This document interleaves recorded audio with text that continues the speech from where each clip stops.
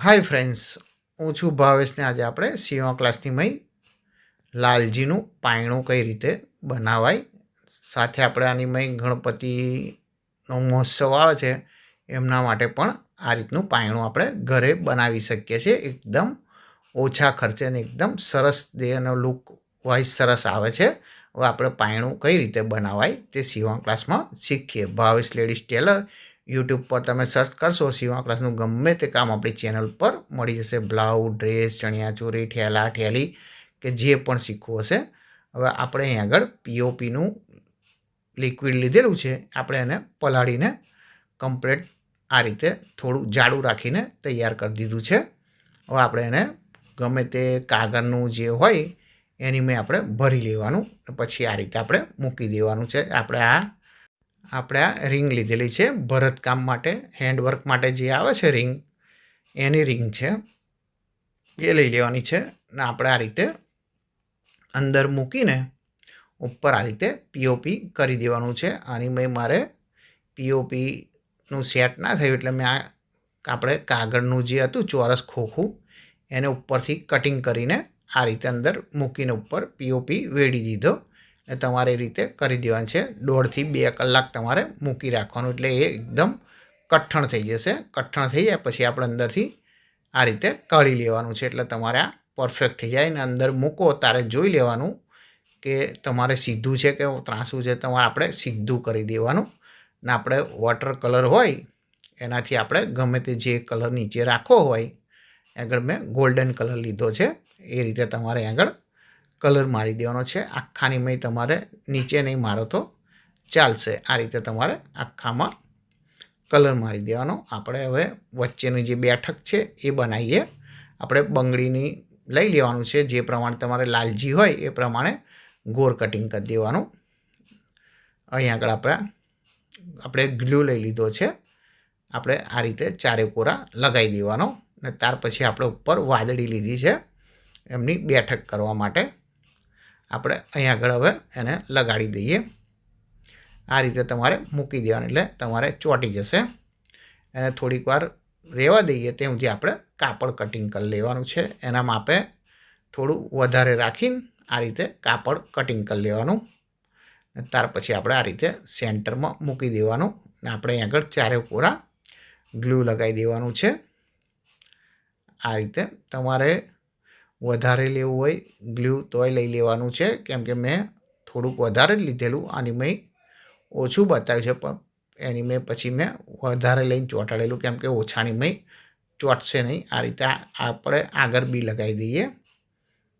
હવે આપણે એને અહીં આગળ ચેંકા મારી દેવાના છે, એટલે આપણને ઘડીએ એકદમ ઇઝી પડે. એટલા માટે આ રીતે તમારે થોડા થોડા અંતરે ચેંકા મારી દેવાના છે. ને ત્યાર પછી આપણે અહીં આગળ આપણે ગ્લુ લઈને થોડું આપણે ઉપર આંગળી ફેરવી દેવાની, એટલે એને પરફેક્ટ એ ફેલાઈ જાય ચારે કોરા.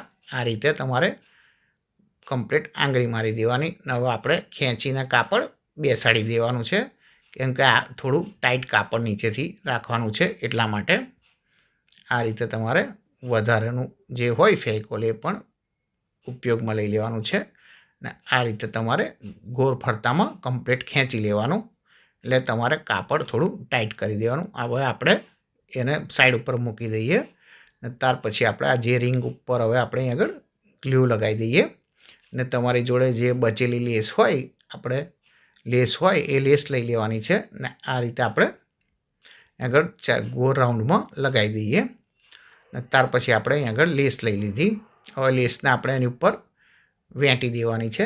આ રીતે તમારે પીલું વારીને ગોળ વારીને પછી આપણે આ રીતે કાઢવાનું છે, એટલે એકદમ સરળથી પલટાઈ જાય. નહીં કે તમે છૂટી રાખીને પલટાવશો, અંદરથી કાઢશો તો તમારે બહુ એને માથાકૂટ થશે. એના કરતાં આ રીતે ગોળ કમ્પ્લીટ વારી દેવાની છે અને થોડી ખેંચીને બાંધવાની છે, એટલે એકદમ પરફેક્ટ રીતે બેસી જાય. ને થોડું આ રીતે નજીક લગાવીને કમ્પ્લીટ કરી દેવાનું છે. ને અહીં આગળ આવે આ રીતે તારે આપણે બહાર કાઢી લઈએ, પછી હું તમને બતાવું. અહીં આગળ આપણે કમ્પ્લીટ એને ગાંઠ મારી દેવાની છે. આ રીતે આપણે ઊંચી કરી એને ફસાઈને અંદરથી કાઢી લેવાનું છે, એટલે પરફેક્ટ આ રીતે કમ્પ્લીટ ચોંટી જશે. આ રીતે જોઈ લો, આપણા કમ્પ્લીટ એને ગાંઠ બાંધીથી ખેંચી લેવાની, એટલે ત્યાંથી હવે છેડો નીકળે નહીં.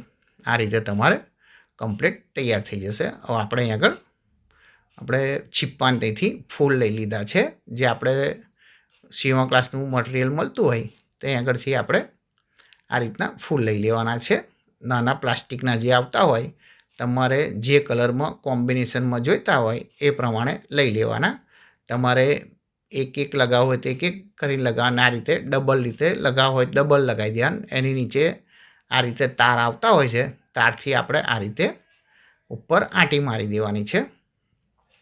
આ મેં 2 લગાવ્યા, હવે 2 સફેદ લગાવી દઉં. એ રીતે આપણે કમ્પ્લીટ ગોળ ફરતામાં અડધે સુધી લગાવી દેવાના છે. હવે આપણે બીજા 2 વ્હાઈટ લઈ લીધા, એને પણ આ રીતે નીચે તાર આવતો હોય છે, એ તાર તમારે આ રીતે ગોળ એકદમ ફિટ રાખીને વાળી દેવાનું છે, એટલે કમ્પ્લીટ ચોંટી જશે. આ રીતે તમારે ગોળ ફરતામાં લગાવી દેવાના છે. એ રીતે તમારે બધા જ એ રીતે લગાવી દેવાના. આપણા કમ્પ્લીટ લગાવી દીધા. અહીં આગળ નીચે થોડું બાકી રાખ્યું છે, એના આપણે મોરપંખ જે આવતા હોય છે એ લઈ લેવાના છે, 4 થી 5. આ રીતે તમારે મોરપંખ ના લેવા હોય તો પણ આ રીતે તમે ખાલી ફૂલ એકલા પણ લગાવી શકો છો. હવે આપણે મોરપંખને આ રીતે કમ્પ્લીટ સેટિંગ કરીને બાંધી દીધું છે. એ રીતે તમારે કમ્પ્લીટ નાના ઉપર નીચે રાખીને તમારે કમ્પ્લીટ કરીને આ રીતે એક સાઈડ બાંધી દેવાનું છે, એટલે પરફેક્ટ એનું માપ આવી જાય. ને જે પ્રમાણે રાઉન્ડ પડતો હોય એ પ્રમાણે તમારે લઈ લેવાનું છે. હવે આપણે જે પેલું નીચે બનાવેલું એને આપણે અહીં આગળ મોતી વડે આ રીતે કમ્પ્લીટ મારા બનાવીને એની મહીથી પરવીને કમ્પ્લીટ કાઢી લીધું. ને વિડીયો પસંદ આવ્યા હોય તો લાઈક કરી દો, તમારા મિત્ર કાં તો સગા સંબંધી જોડે શેર કરી દેજો, તેમને પણ આ રીતનું સીવવા ક્લાસનું કામ શીખવા મળે. હવે આપણે આગળ કમ્પ્લીટ સેન્ટર કરીને લગાવી દીધું છે, ને એ જ મોતીવાળી માળા આપણે ઝૂલાવવા માટે આગળ લગાવી દીધી છે. ચેનલ ઉપર નવા આવ્યા હોય તો ચેનલ સબસ્ક્રાઈબ કરી દેજો. સીવવા ક્લાસના આવા વિડીયો આપણી ચેનલ પર મળતા રહેશે. અહીં આપણે થોડું નીચે અડકે છે, એટલે આપણે થોડું હવે ઉપર મોતીની માળા લઈને ઉપર ખેંચી લેવાની છે, એટલે પરફેક્ટ આ રીતે તમારે ઝૂલતો કમ્પ્લીટ લાલજીનો ઝૂલો બનીને તૈયાર થઈ જશે. એકદમ પરફેક્ટ રીતે ને એકદમ વ્યવસ્થિત રીતે તમને સમજાયું છે. હવે એક નવા વિડીયો સાથે મળીશું. Thank you for watching.